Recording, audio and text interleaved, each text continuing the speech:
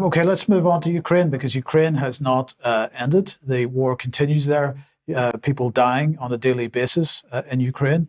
But we don't need to worry about that, because Ursula von der Leyen has been meeting with Zelensky in order to, with respect to the accession of Ukraine to the European Union. She released this little bit of video.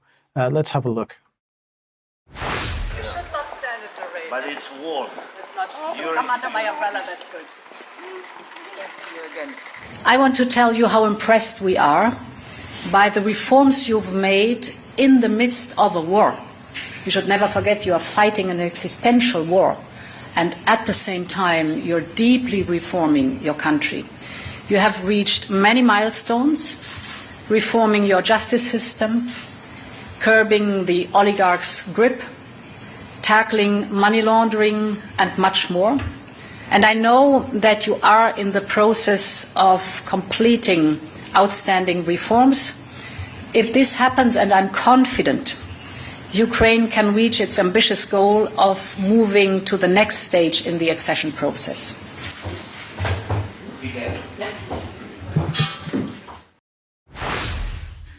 So EU expansion continues eastwards. Ursula, very excited about that. And I'd just add that if you look at wider media reports, including reports from Ukraine itself, they're all talking about the massive increase in corruption as Ukraine starts to fall apart. The counteroffensive has clearly failed.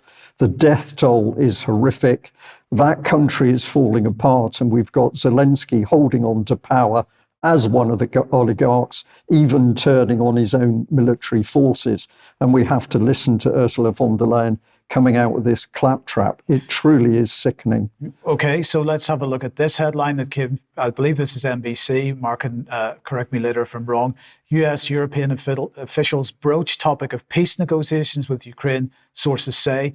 The conversations have included very broad outlines of what Ukraine might need to give up to reach a deal with Russia. So now we're starting to see discussions about peace negotiations taking place, because there's clearly a recognition that, in fact, the counteroffensive has failed, the entire offensive has failed, and Russia is not going anywhere anytime soon. Now, the issue here then is, why could this not have happened 18 months ago? Well, as Brian has already mentioned, Boris Johnson was largely responsible for that. That's our government of the day, and our government continues to push this war rhetoric.